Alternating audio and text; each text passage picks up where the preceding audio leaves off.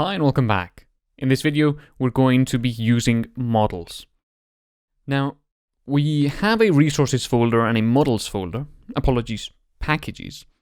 And in the resources package, we've got the item file, which contains two classes, item and item list down here. And they're both resources, which means they both belong in here inside the resources package. However, the user file contains a class which is not a resource, as well as one which is a resource. So what we're going to do is we're going to move this class out of this file since it doesn't belong there, even though everything works if it is there, but it just doesn't make sense from a logical point of view. So what I've done is I've cut that class out, and we're going to create a new file inside the models folder, call it user.py, and paste that thing in there. So that's our class, which we've essentially just moved from the resources package to the models package. Now we have to remember to import the things that we need, which are going to be SQLite 3 only. So I'm going to save the user py in resources and go back to the models and import SQLite 3. Now we need SQLite 3 because the find by username and find by ID methods in the user class use SQLite 3. So let me just take a moment to explain what a model is, because up until now we've thought of our resource as things that the API responds with, things that API clients can ask for, and things like that. And that is true. That's what a resource is. Essentially, a resource is what the API thinks of. The API deals with resources such as users, items, stores, students, basically similar to object-oriented programming. So our class user here is not a resource because the API cannot receive data into this class or send this class as a JSON representation, things like that. This class here is a helper, essentially. It is a helper that we use to store some data about the user, and also a helper that contains a couple of methods that allow us to easily retrieve user objects from a database. So that's what a model is. A model is our internal representation of an entity, whereas a resource is the external representation of an entity. Our API clients, like a website or a mobile app, think they're interacting with resources. That's what they see. And when our API responds, it responds with resources. Again, that's what the client sees. However, when we deal internally in our code with a user, for example, in our security.py file, we are using find by username, for example. We're not using the resource, we're using the model because that's what gives us the power and that's what has the code that allows our program to do what it has to do. So the model essentially is a helper that allows our program, or that gives us more flexibility in our program without polluting the resource, which is what the clients interact with. So models and resources are reasonably separate, although they can be linked in the case of our user register and our user model. If you go to the user register, for example, we had the user.findByUsername method there, which means that this resource is using the model to get some data out. Okay, now that we've determined the difference between a model, which is our internal representation, and the resource, which is the external representation, it makes sense to rename the class to be user model instead of user. Okay, so I'm going to copy the name because we're going to be changing this reference in a bunch of places. For example, in the user py file inside the resources folder, we're going to have to import user model from the models.user file. And then in any instance where we used to use the user class, now we have to change that to user model. Remember, we've not changed any functionality. All we've done, and once again, is moved things about to make things a bit easier to understand. Okay, so we use the user file there, and that's it. And if you want to make sure, you can press Control F on Windows or Command F on Mac, and that in Atom allows you to find. So just type user there, and then you'll be able to see that at no point the user class is used. So then you press Escape, and that leaves that bit. So remember to save this file. And then also let's go into the security.py file and change the import from resources user to models.user and from user to user model. And once again, here we use the user class. We're going to change that. And down here we also use it. We're going to change it too. Remember, even though we've renamed the class to user model, the variables don't have to change. It's a user model class that we're accessing, but really what it's returning is a user entity. It just so happens that it's the internal entity as opposed to the external entity that we're dealing with. Okay. Now that we've updated the user to be a user model, let's do the same with the item. So let's close these tabs here and create a new file inside the models folder and call it item.py. Remember, you can call these files whatever you want. It just makes sense because this is going to be an item model to be in the models package and be called item. But if you think if you'd rather call it item_model, for example, you can do that.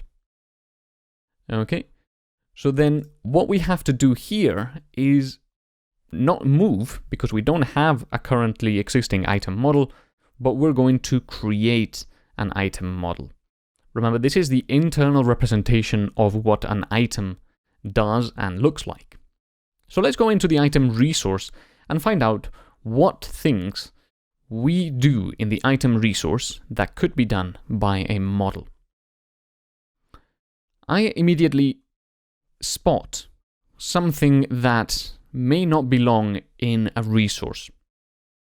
Remember, the resource is used to map endpoints such as the get verb and the post verb to the /item/name.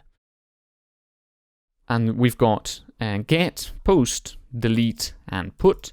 But we also have a couple of other methods here that maybe don't belong in a resource because the clients don't interact with these methods directly. An example of that is this find_by_name method. And another example may be this insert method. These two are not called by an API directly. They are only used from within our code. So therefore it doesn't make sense to pollute the resource with these methods because it doesn't help at all. It makes more sense to move them elsewhere so that the resource is only containing methods that the API interacts with. Why? Just because it makes things easier in the long term for us to modify the code. If we go in here and we see get, post, delete, and put, we know that anything we change is going to change our API.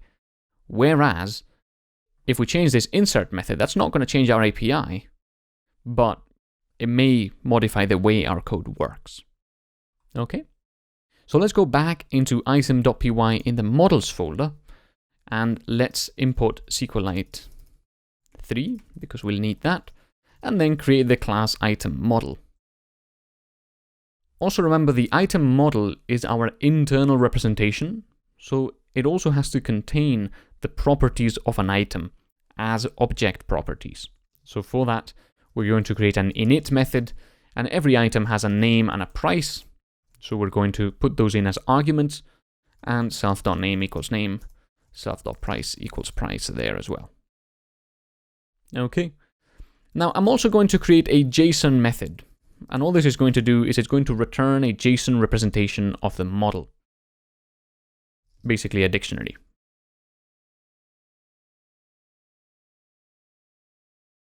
Okay, so that is a dictionary representing our item. Every item contains a name and a price, so that's what our dictionary contains too.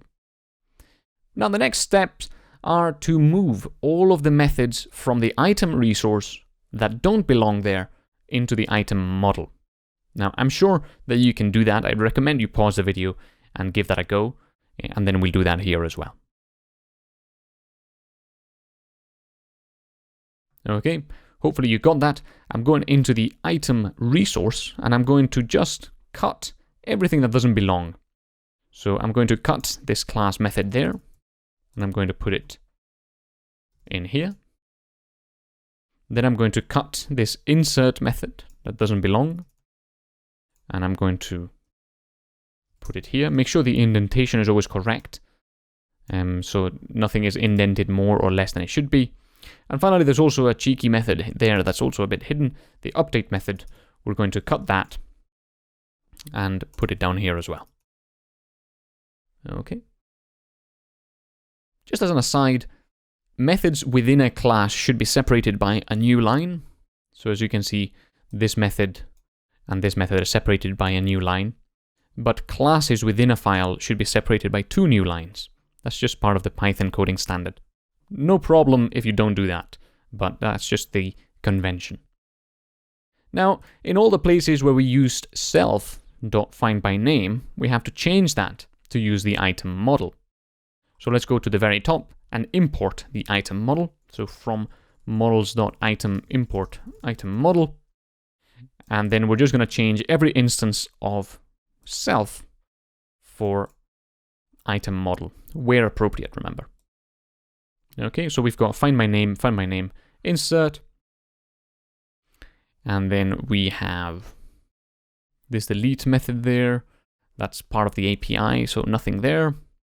We've got self.findByName, that's now in the item model, self.insert, and self.update. Okay, which is quite interesting. So what else? Well, now that the item model here is worried about essentially itself, and what I mean with that is this item model is the item that we are dealing with. So we can create a new item model that stores a name and a price. And that creates an object that has those 2 properties in it. So does it make sense for the item model to have a class method insert? And now, what I mean with that is, we have the item model, which represents an item, and this insert method is taking in an item that it is going to insert into the database. Would it not make sense for this to not be a class method and for it just to use self, since essentially that's what it's doing, it's inserting itself? Previously, for example, in the resources file, we would call this item model.insert the updated item. But it makes sense for us to do updated item.insert. And what that does is that saves the item to the database. So let's do just that. Let's go back to the model and change the insert method to self, the update method to self as well. And of course, in the cursor, we have to make sure to use self.name. Remember, self is now an object and not a dictionary, so we can access these properties as we would in any other object as well.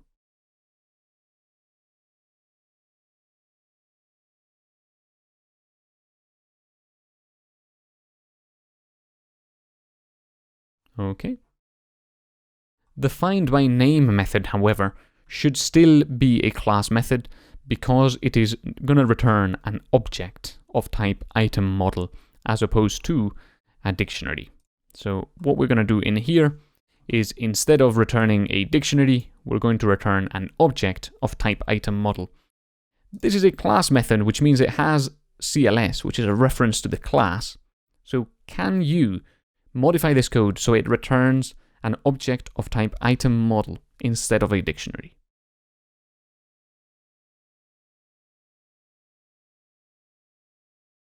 I'm sure you got it. All we have to do is make sure to do CLS and then row 0 and row 1. And once again, what that does is CLS calls the item model init method. Row 0 was the name, which goes into the name argument. Row 1 was the price, which goes into the price argument, and that gives us a new item model object. Of course, row 0 also happens to be the first parameter, parameter number 0, and row 1 also happens to be the second parameter, parameter number 1. So this is a perfect scenario for us to use our argument unpacking, like so. And once again, that does exactly the same. It just passes each of the arguments, or each of the elements in the row, to a parameter in the init method in turn. So that just simplifies the code just a bit more. Okay. So now that we've saved this, let's go back into our resources, and now we're going to make a few changes here as well. Okay, remember the item model find by name now returns an item object as opposed to a dictionary. And that means that we cannot return item because that's an item object, an item model object, as opposed to a dictionary. So we have to return is item .json. Okay. And what that's going to return is the item itself. Down here, that's fine because that's not returning anything. And here we've got an item that is a dictionary. What we're going to do is make sure that this is not a dictionary, but an item model object. So what to do is just say item model name and price, like so. And now that we've got an item model, this can be inserted into the database. So we can change this thing here to be item.insert. And that's just slightly easier because it doesn't needlessly call the class instead of the item itself. Okay. Down here, once again, the item is a item object. The updated item is a item dictionary. So what we have to do is make sure that the updated item is also an item model, like so.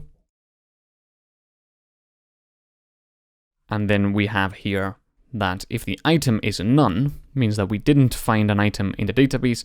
We want to insert the updated item. So we can do updated item.insert. And if the item was none, that means that if the item was not none, that means that the item was there. So what we want to do is say updated item dot update. And remember, all that's going to do is return, or rather update the database with the updated item's values. And finally, instead of returning updated item, make sure to return updated item.json. Now, I appreciate that this looks a bit strange because the item is the one we found in the database. Updated item is a new item.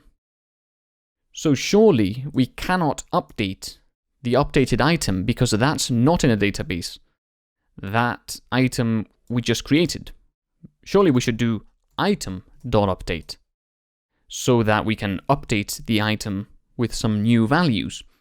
And I agree with you that this is slightly more confusing than it should be. We're going to change that in this section. However, remember we're dealing with code here and not logic. The item is something we've retrieved from the database, but this item isn't a row of the database. This item is an item model.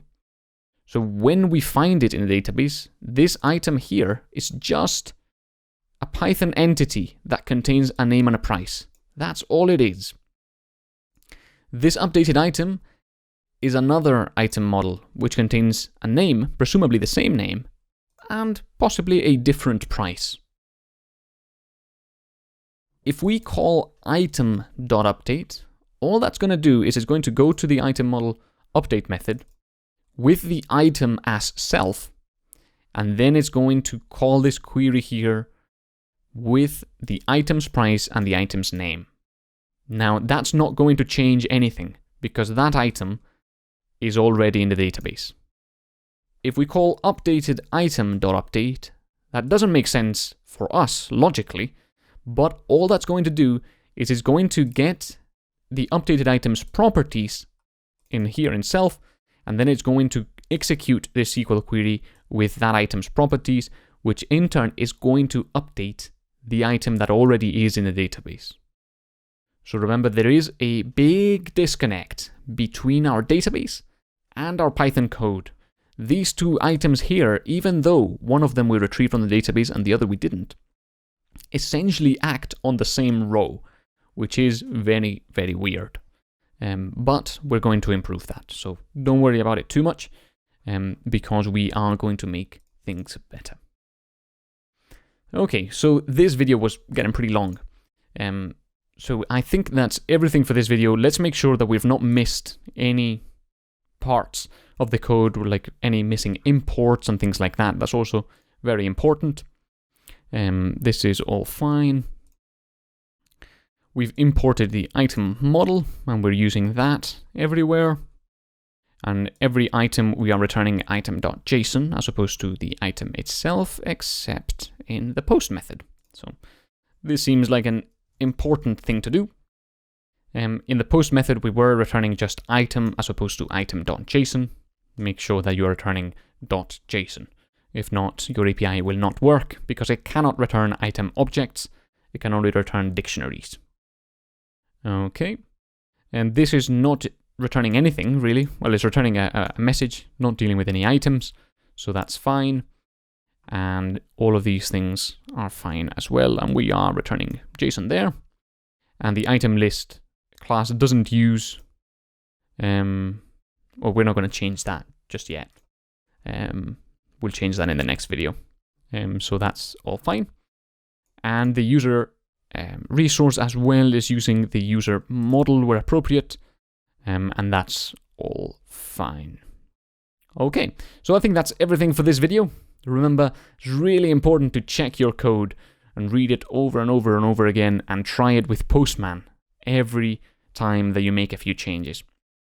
While developing this course, I literally made tens of different versions incrementally and tested each one using Postman just to make sure that everything works every step of the way. And you should do that as well. As you're typing your code, always try it out with Postman, always look through and read it and reread it until you get so paranoid about making mistakes that you'll just spot them immediately as you make them. But that's part of software development, so hopefully you're okay with signing up for that. And that's it for this video, so I'll see you on the very next one.